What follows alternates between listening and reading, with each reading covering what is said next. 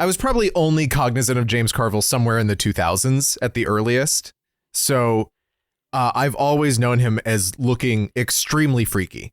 Yeah, his face is, it looks like it's sort of pulled in a bunch of places that it shouldn't be pulled and in. Maybe Almost it is pulled. Maybe it is like weird plastic surgery. I don't know.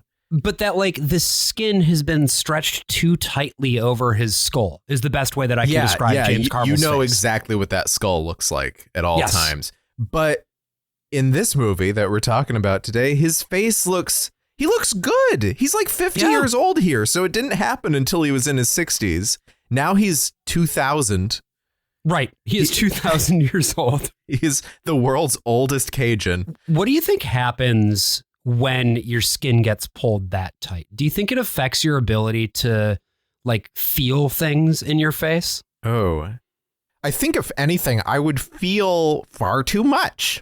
Oh, okay. This really hurts.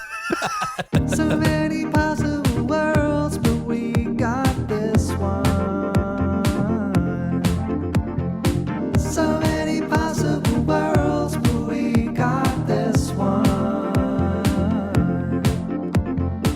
Welcome to the Worst of All Possible Worlds, the first and only podcast that really hurts. I'm the worst of all possible Joshes. And I'm the worst of all possible Brians, and I'm still feeling that sting in my cheeks. I really did pull my face back, folks. It was impressive. To the bit. You might notice that we are missing AJ this week, and it is because he is going back to his high school reunion, where he doesn't want to admit to anyone that he is a podcaster, so he's telling everyone that he invented Post-it notes. As you often know, we like to be a little bit unreliable in our narration here on this show. And we figured, too, why not talk a little bit this week about something that is very much in my wheelhouse. Yeah. A documentary that is purely about the value of narrative and narration, which is the 1993 documentary, The War Room. This is a doc from D.A. Pennebaker, who is probably best known overall for the documentary he did with Bob Dylan, which is called Don't Look Back. He might actually be more well known now for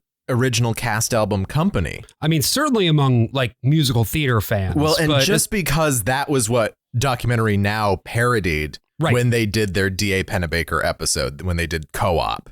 Right. And we've, of course, talked about that documentary a little bit in our episode about the musical company. But to give like a little bit of background on Pennebaker, in case people don't really know about him or about like documentaries in general, right? There are a few different ways to make documentaries.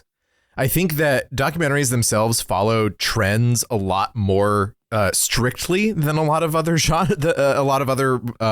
methods of filmmaking. But like, I feel like most people's sort of general idea of a documentary these days is like the sort of Errol Morris-esque Netflix house style. Yeah. You know, you start with someone looking straight at the camera, getting interviewed, sitting in a chair in the middle of the room. Maybe you see like the makeup person touching them up at first. You get a couple of like off mic questions from the interviewer, and then you go and you have stock footage and whatever. We've talked about this a few times. The classic thing of like, so am I just allowed to talk about whatever I want, whenever I want? And like looking toward the guy, and it's like, yeah, feel free to talk about whatever you want. And we will talk about Errol Morris at some point in time. We'll talk about whatever we want. Because he developed a very interesting system that even the sort of Netflix house style kind of dilutes a little bit with how it does things.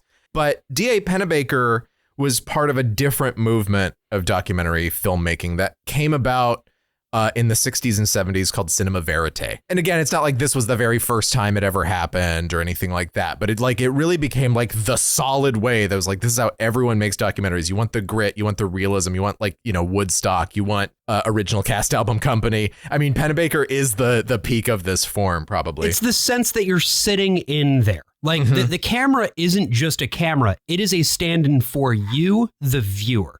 If you could be sitting in this room at this moment, this is exactly what you would be seeing. Right. And that's what makes it so great, because it's pure manipulation. In order to be able to make a movie like Original Cast Album Company, Don't Look Back, The War Room, is that these are all shot on film.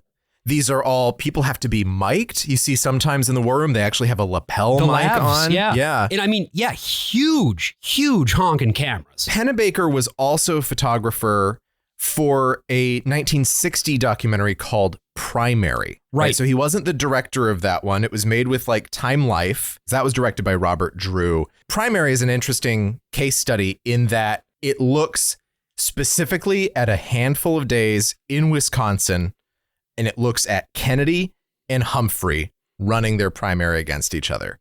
And it's all this like retail politics, pandering, holding babies like hell. They're doing pandering that. like They're hell. doing that like hell. And it boils down to basically, Humphrey playing to the farmers and the McCarthyists because he talks about how he's such good friends with McCarthy, and Kennedy playing to people in the cities, having big rallies, looking like absolute shit every time he's off stage. Well, that's what's so interesting, right? Is like just the one-on-one retail politicking. Humphrey is so much better. Oh, he's so good at it, but he's also so transparent. He's like so obviously manipulative, but It's very transactional. Yeah, he will go and say exactly the thing that people want him to say. And then Kennedy is also playing to like the Polish immigrant community. So it's like Protestant versus Catholic throughout the whole race. Also kind of remarkable just to see what the country looked like at that time. Yeah. Because this was, you see them on these buses, right? And this is not before the construction began of the interstate highway system, but before it was really built out. Yeah. And so most of this is just driving on old school country roads through the hearts of towns. Yeah. And whether you're in the towns or on the outskirts, there's fucking nobody there. These towns are so small. And this is before they even got like hollowed out by the 1960s and 1970s deindustrialization. It's crazy. Yeah. Well, and also this is the point of the really sharp decline of like farms, which is of course Humphrey is like appealing to family farmers. And they're like, okay, yeah, we're going to make sure that the family farm doesn't totally die out. Whoops. So Pennebaker ends up teaming up with someone who ends up becoming a very long time collaborator with him, a co-director on most of his movies in, I don't know, the last 35 years. Of course, Pennebaker passed away a few years ago. But he was pretty old, too. He was like 90 or something. Very, very old. He actually lived to see the Documentary Now parody come out and Criterion that's great. Of Company? Up. Yeah. And I guess of The War Room, too, by that same token, because they also parodied The War Room in season 2 of Documentary Now. Yeah, it's called The Bunker. I have not watched enough of Documentary Now, so that's my sins being confessed here on the podcast. Chris Hagedis is the name of this collaborator with him, and she worked with him so many times after this on like Moon Over Broadway, about the creation of the Ken Ludwig play Moon Over Buffalo, where AJ gets his joke about the dentist from Long Island who writes all the songs. Is that where he got that joke from? Okay. They also co-directed Elaine Stritch at Liberty, a fantastic concert production. Yep. And also, Josh, if you haven't seen this movie, you should watch it after we record this. Startup.com. Okay. About a .com startup in 1999 and 2000 and what happens in 1999 and 2000. Here we have at the beginning of this movie, The War Room. It starts exactly like Primary, where you see people, it's in New Hampshire instead of Wisconsin. You're seeing the different campaign offices and signs, and you're hearing campaign songs. Now, we don't do campaign songs in the same way in the 90s as we did in 1960, where people like... no, that was a revelation to me, was hearing those campaign songs. People loved a little ditty back in 1960, and I don't mean Anthony. No, and but a lot of people love him too, and they listen to our podcast. Taking High Hopes and adding Kennedy lyrics to it, or taking the theme song to Davy Crockett, King of the Wild Frontier, and making it about Hubert Humphrey, America's biggest failure. Hubert Humphrey. Like, come on, man. That's nothing. That's nothing. How could he lose so many times? It's like there are things that we have mostly left in the past that still come back every so often. It's little ditties. And it's also parades. And I feel like those two things went hand in hand for so long. Yeah. Parades are probably at the lowest point they've ever been in American society. We don't know the value of a good parade. We don't. We just look up at the balloons at the Macy's parade, and we somebody built those. You know what I mean? Yeah, like those don't just come from nowhere. Those don't just emerge fully formed from the ether. When you see the balloon at the Macy's parade, you didn't build that. Now, Roger Ailes, he might think that he can just come in and he can do whatever he wants with Goku. A lot of people have been claiming that he just comes right in. He just says, "Oh, that Goku, he's the biggest Saiyan there's ever been." Now, I'm not going to stand for that. I don't believe that any Goku should just be treated with that sort of level of disrespect. Your James Carville is just a little Lindsey Graham. Yeah. Is it very the effeminate James Carville? Now, I don't know about no big city politicking, but I do say, I do know that it's the economy, stupid.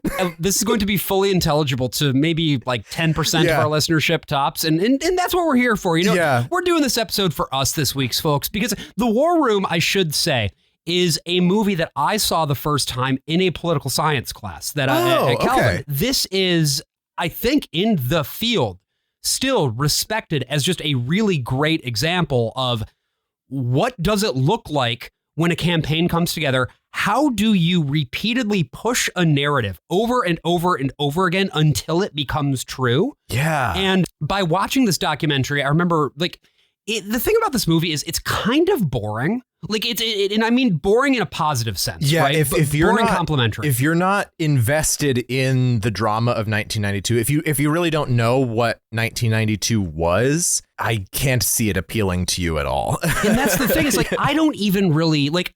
I was technically alive in 1992, but I don't remember it. A lot of what taking this movie in requires is that you can infer things based on context clues, even if you don't know anything. Because going into this movie totally cold, you're going to know who Bill Clinton is. And that's probably about it. Yeah, no, I was having to look up all the names. I was like, because I saw like there was one campaign office right in this first montage that's like Nader. I'm like, okay, I know who Ralph Nader is. He's not running as a Democrat. But I was like, which ones of these are third parties? Which ones of these are the Democratic primary candidate? Yeah, who the fuck is Paul Tsongas? Turns out he's the guy who won the New Hampshire primary in 1992. There's Tsongas, Harkin, Jim Lenane, Lenora Fulani. I don't know who any of these there's a Kerry, but it's not John Kerry. There's a different Kerry. Some of these people, again, are third parties. Of course, there's Pat Buchanan, who's running his like fascist primary campaign against George H.W. Bush that goes about as well as any primary against an incumbent. Yeah, Lenora Fulani actually was the first woman to achieve ballot access in all 50 states of the United States. Wow, what a year. First black person as well. So definitely also first black woman. Yeah. Wow. She was running with a party called the New Alliance Party, which was sort of a socialist labor party. Okay. This is the other thing that's important to note about the landscape in 1992. There was no left. There was no organized electoral left. Probably the furthest left candidate was Jerry Brown, the governor of California. Governor Moonbeam. And even though he was, I guess, nominally populist, his platform was to get rid of the income tax and replace it with a series of value-added taxes, which is a reactionary platform. Turn the whole country into the state of Washington.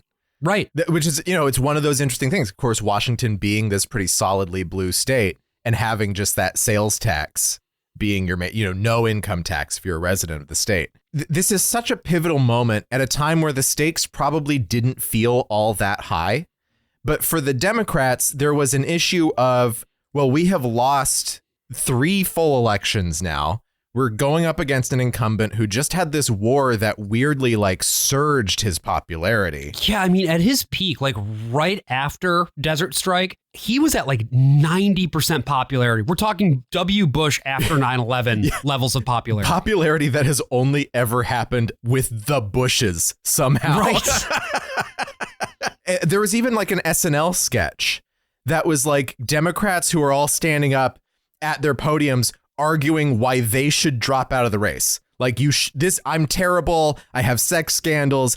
You don't want to vote for me. It's whoever wants to get out there. And that's what made it a ripe opportunity for Bill Clinton, who was out of left field, not the left, but, just out there, and who was too young and hadn't paid his dues, really. He talks about how he got these like threatening phone calls from party leadership when he got into the race because he hadn't waited his turn, something that the Clintons would then try to weaponize many times over until it destroyed the country. That's the thing, too, is that people now obviously know the Clintons as this epochal power couple, right? They are the couple that define Democratic Party politics and have for decades. Yeah. And it was because, in part, they went right. Even being as far left as Jimmy Carter, who was not a very left-wing president or candidate at any point, this was anathema. If you wanted to defeat the Republicans after 3 terms of Republicans, you were going to have to run to the right. The Democrats had previously run Walter Mondale, the progressive from Minnesota, who famously got fucking shellacked. He won his home state. That was it. He won his home state in D.C., and that was it. Campaign songs at this time are pretty much a dead art. Although there are songs that are like tied with the campaign, right? In the same way that you get YMCA with Donald Trump. This is my fight song. Take back my life song. And of course, people will write songs. There was that horrible Obama song. Yes, we can. Yes, we can. Yes, we can. Yes, we can. There was that Hillary song, the Pantsuit Anthem, too, right? Wasn't that? I don't even remember this. No, Lena Dunham's Central Pantsuit Anthem? You don't remember this? No. Shut up. I get upset when people say that Hillary needs to smile. She's the strongest fucking person, couldn't even walk a mile. In the heels of this woman had to fight her whole life, defending everything she does to the left and to the right. She's been It's such a flood of shit, you know? There's so much stuff that happens in an election that eventually 90% of it just gets completely forgotten. And so there is a moment of like true suspense towards the middle of this movie where they uncover something that could be a Bush scandal. And you're like, was this a big deal or not? And you kind of have to wait it out to see if it was a big deal at the time and you've just forgotten. And that's I think the fun part of the movies where they're all making calls. They're shopping the story around to news agencies. They're trying to find someone who speaks Portuguese. And we'll talk about that a little bit later. But yeah, I mean, this is not actually a movie about how to message for your candidate. Not really. It's about the job. And what the job entails, which is not, I mean, yes, of course, making sure that people get the core beats of the platform, that matters. But what matters even more, at least in this movie, is the moment-to-moment pivots that you constantly need to be making to stay on top of what the narrative is becoming. Because that's the thing. The narrative is never fixed. The narrative is always becoming something else. Yeah. And it is up to these campaigns what that narrative will become. You know, Clinton running here, you know, he changes the game permanently, but like part of the reason all of this is allowed to happen is because of the fact that the Democratic Party was on its back leg. They really weren't thinking that George H.W. Bush was going to become as unpopular as he did so rapidly in that last year of his term because of the taxes, because of the economic what's the term that he used? The global slowdown, I think is he almost says recession in one of the debates. He gets the R out and he's like, slowdown. So a lot of the big players don't even run, right? Mario Cuomo for a long time was supposed to be the guy. And then he chooses not to run again in this year because he's going to do it the next time around. Joe Biden is the same way. Right. Mario Cuomo, by the way, being the governor of the state of New York. Yeah. Who was wildly popular.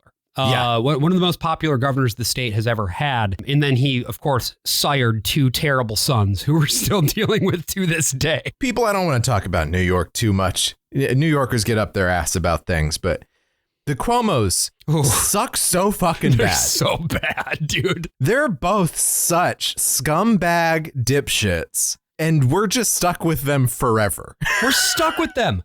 I mean, that's the thing about like going back and watching this, James Carville, seeing his whole deal, even watching him, you know, now. Yeah. He's still exactly the guy who he is.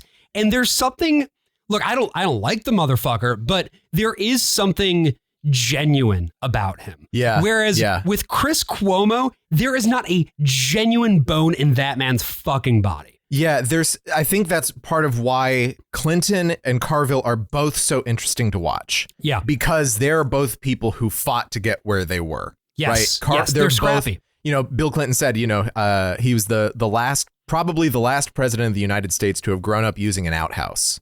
Mm-hmm. He grew up dirt poor in the middle of nowhere in Arkansas. His father had died, all this stuff. And Carville is the same kind of, this guy who comes from the backwoods of Louisiana, fighting his way into being this top level political consultant who didn't even really find his way into that line of work until he was in his 30s. And you see this early on in the movie too, right? Because after that sort of montage of political signs and all of that, we get this extreme close-up on Bill Clinton. And he's on the phone and he's doing what he does best, which is just being a charming motherfucker. Yep. And then we go from him, right, just with this fucking Arkansas Razorback sweatshirt on, looking like an absolute hick. He goes over to the table with James Carville and George Stephanopoulos. Now, I know we've been saying the name James Carville a lot.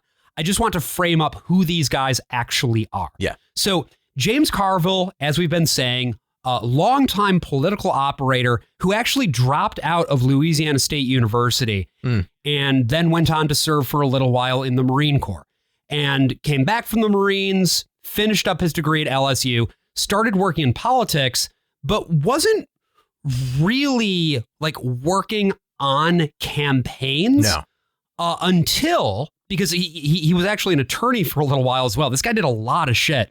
But his first big campaign that he managed was the 1984 Texas campaign for Lloyd Doggett. Very liberal guy, especially for the state of Texas, and lost. He lost that campaign. That was in, again, like I said, 1984. So at that point, he was already 40 years old. You have this guy who is crafting his entire personality. I think there is that sincerity in that he's always fighting for it, but I think he has created every part of himself. Yes. And I'll talk about why I believe that a little bit later when we talk about his marriage. But, he believes in this job and he believes in pursuing every part of this goal. And he is a guy who's able to create slogans. That's what he's known for. He's the guy who can lead the communications, create the big slogans that speak to people in the 90s.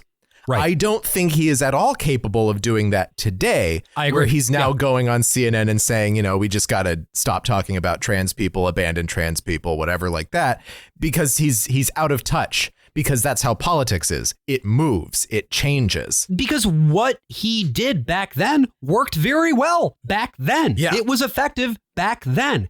And the entire gestalt of it all, I guess, is like, not only do you have that messaging piece, you also have the mechanical piece of it in terms of like, what sorts of politics does your candidate need to have in order to get things done? Yeah. And it is third way centrism. It's this idea that we don't want to be too liberal, but we also don't want to be too conservative. We want to come up with this sort of neoliberal market-based approach that will understand the needs of voters and appeal to them because they don't want to be taxed too much.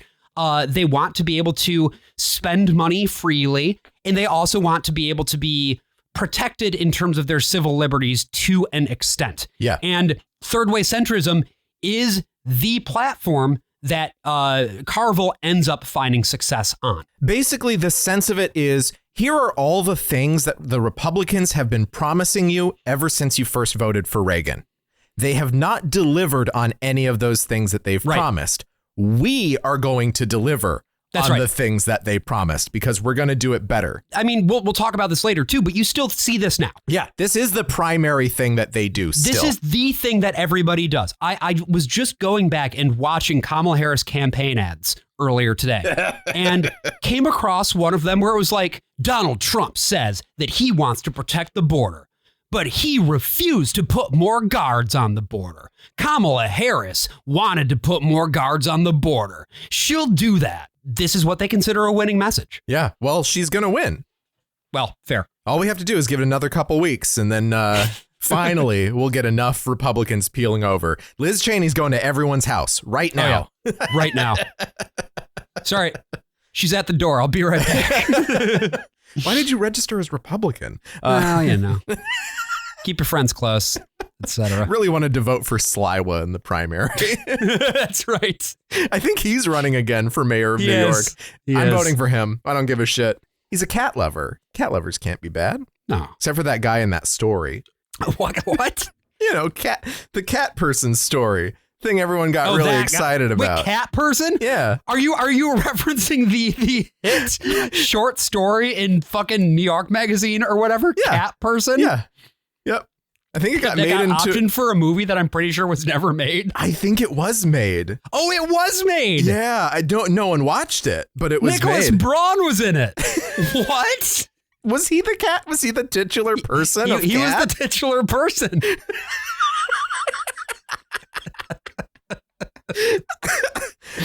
What I love about these episodes when AJ's not around is that we're fully up our own asses now. We have such a like this is for all of our listeners who are like Chapo or Trillbilly heads who have the same like online diet that we do. You've got the disease that we have. Oh my God. 1992 in one sense, in like long retrospect, doesn't really feel like anything. The stakes could not have been lower throughout the whole 90s.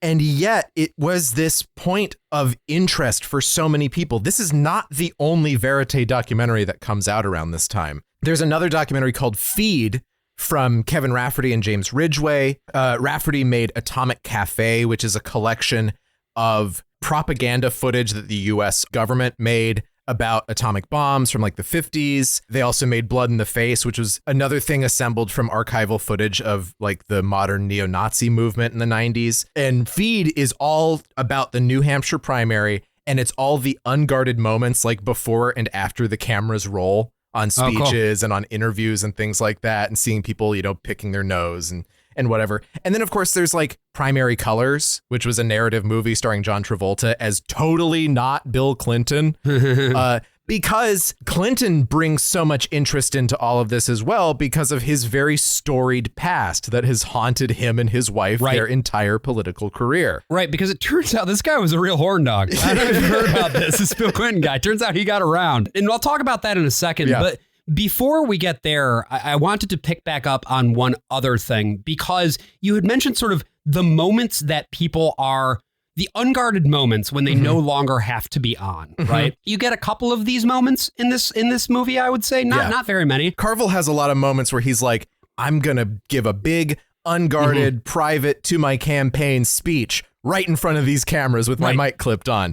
but even he, I would say, comes across as very normal compared to the other primary figure of this documentary, a man known as George Stephanopoulos. Yeah. Now, Brian, what are your thoughts on George Stephanopoulos? Well, he's a handsome guy. Yeah. Is he NBC? Yes. Well, ABC. Because I always knew him as like news guy. Right. I didn't realize how much of a political operative he was. He's also super young here. He's like 30 years old, like on the dot. I think he is 30. And if you are familiar with George Stephanopoulos now, it's probably because on This Week, that's the show that he hosts this week. It's one of the weekly talk shows. He interviewed Joe Biden in that infamous interview right after he had that really bad debate performance. That was the interview where he just couldn't quite pull it together. Then Biden's Joe Biden quiet. couldn't. They have the microphone turned up and you can hear like the hiss of the sound equipment and the room tone. Oh, I forgot about that somehow. No, I didn't. That was brutal. That was the one where I remember watching that and being like, he's done. Like that, he's well and truly done. Yeah. Like with the debate, and it still took a couple weeks. He did, but that was the moment that I knew. You can't fucking come back from that. Yeah. He had no gas left. Yeah. Like you had all the proxies and everyone online saying like, well, that was obviously manipulated. Listen to that horrible sound. They did that on purpose. It's like they did that on purpose because the man is barely audible. You couldn't hear him otherwise. He was speaking at a level below room tone. That's crazy. So many possibilities. Hey there, you are listening to a preview of a premium episode of The Worst of All Possible Worlds. If you'd like to listen to the rest of this, head on over to our Patreon. That's patreon.com/worstofall.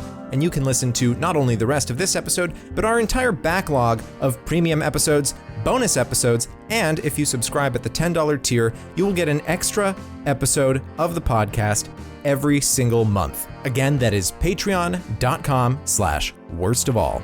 Hope to see you there.